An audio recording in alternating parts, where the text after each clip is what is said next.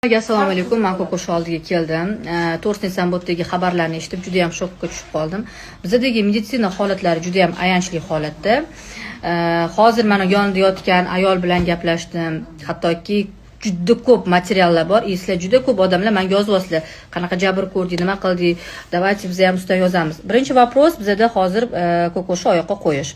Ko'kosh hozir meni yonimda. Hozir biz mutaxassislar bilan gaplashamiz. Keyin sizlarga xabarini beramiz. Kim bulardan jabr ko'rgan bo'lsa, meni direktimga yozinglar. Mana shuni hammaga yuborib qo'yinglar. Aynan mana shu klinikada shunday holatlar bo'lib, operatsiyadan jabr ko'rganlar bo'lsa, iltimos menga direktga yozinglar. Albatta biz chorasini ko'rishga birgalikda qilamiz. Keyinchalik boshqa bemorlar sizlarning holingizga tushib qolmasligi uchun. Rahmat. Bu xonada na kvars bor, na sterilizatsiya bor. Mana bitta hozir bemor chiqib ketdilar, ular ham operatsiya bo'lgan yarasi ochilib yotibdi. Даже qoni tushib ketganki men ko'rmayman bu yerda. Bu menimcha biz gostinsiyaga keldik, to'g'ri, lekin ahvoli yotishini bu yerda именно kirib hamma muolajani shu yerda o'zida qiladi. Operatsiyani ham shu yerda qilib olishsa kerak, yaqinda skalpel olib, davay och kes deb. Kesilgan joyini shu yerda o'zida tikkan, yara bitmaganligi uchun. Men sizlarga bundan oldin qo'ydim, na kvars bor, na lampasi bor. Mana bitta medsestrani o'zi kelib, shaxsan o'zlari yollagan, yollaridan kelib bularga qaryaptilar. Dejurniy vrach yo'q, kirib qaraydigan. Men shokdaman, bunaqa klinika usti yaltiroq, ichi qaltiroq. Avvalambor sharoit yaxshi, lekin kechirasizlar-ku, sharoitni boshqacharoq qilish kerak-da, mutaxassislar bilan qilish kerak.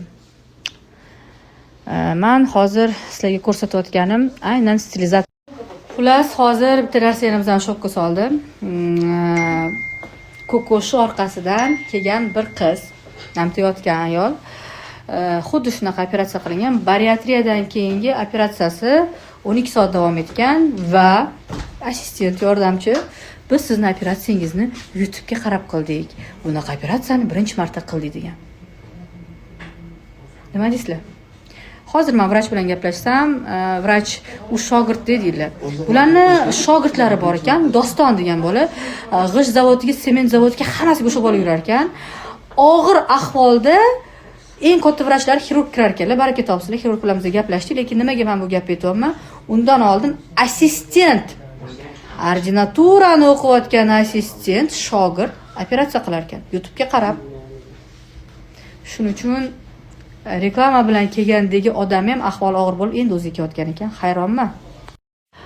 Hozir Ko'koshga ayrim savollar berdik. Sen istoriyani har kuni kelib, istoriya boleznida temperaturalaringni o'lchaganmi? Bir oy davomida necha marta sendan analiz olishgan? Bugun 3-sini olishdi analiz. Bugun 3-sini olishdi. Birinchi operatsiya. Har kuni temperaturang o'lchalganmi? Yo'q. O'lchalmagan.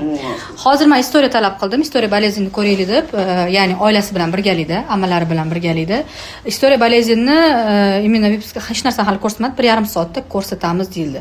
Va vrach bizga aytdiki, oxirigacha turib beraman, haqiqatan bizning xalatnistimiz bo'lgan deb aytdilar. Yana buni уточнить qilish kerak, что bularning eng katta vrachlari faqat 6 marta kirgan ekanlar yonlariga, og'ir ahvol bo'lganda kirilardi ekan. Terini kechagina olib tashlaganimizda 3 marta narkoz berib deyilganda 30 qavati zarar ko'rganligi uchun olib tashladik deyildi. Hozirda bu temani ko'targan, bundan oldin ko'targan shoiraga, mana Barchin hamma hozir oyoqda turibdi. Hammamizni sog'lig'ini tilab shu yerdamiz. Shu yerdamiz. Bu yerda nimani aytmoqchiman? Hozir mana Jasmin u yoqda kutib turibdi. Men o'zim shaxsan kutib olaman. Shaxsan больницаlarga yotqizib, polniy oyoqqa qo'yishga yordam beraman. Vaqtni o'tkazmaylik, aybdori qidirmasdan tezroq oyoqqa qo'yaylik deyapti. Bizning ham maqsadimiz shu. Shuning uchun duo qilayotganlar, so'rayotganlar, hammanglarga rahmat. Holat bo'yicha sizlarga tushuntirdik. Hozir imенно Umid aka vrachlar tushib ketdilar pastga. Hozir menga vypiskalarini, umuman bo'lgan holatni hammasini yozib beraman dedilar. Biz Turkiyadagi mutaxassislarga yuboramiz. Va O'zbekistondagi mutaxassislarga ham murojaat qildik. Bular ham qilishgan ekan, hozir yana konsulyum qilish uchun boshqa vrachlarni ham taklif qildik.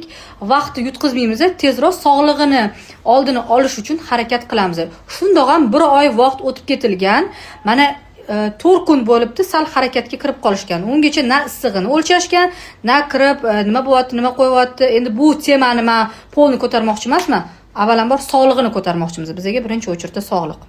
Assalomu alaykum azizlar. Mana biz Ko'kosh oldiga keldik. Hamma shu yerda ekan. Shoir opam bugun yo'q ekanlar. Otabekova o'shaning uchun qolgan insonlar hamma shu yerda. Mana opa tindirmayaptilar. Hamma yog'ini bor, bomba yondirib tashyaptilar. Mana kokosh.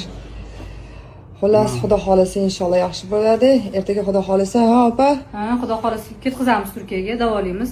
Hamma sog'ayib ketishini xohlayapti. Hozir hammamiz keldik. Sog'lig'i uchun sog'liqni saqlash hammamiz birgalikda harakat qilamiz. Biz Turkiyadan javob kutyapmiz. Shunaqa. Sog'ayib keting. Xalq sizga faqat duo qilyapti, kokosh. Rahmat. Bizani kuzatishda davom etinglar. Albatta chotki bo'ladi.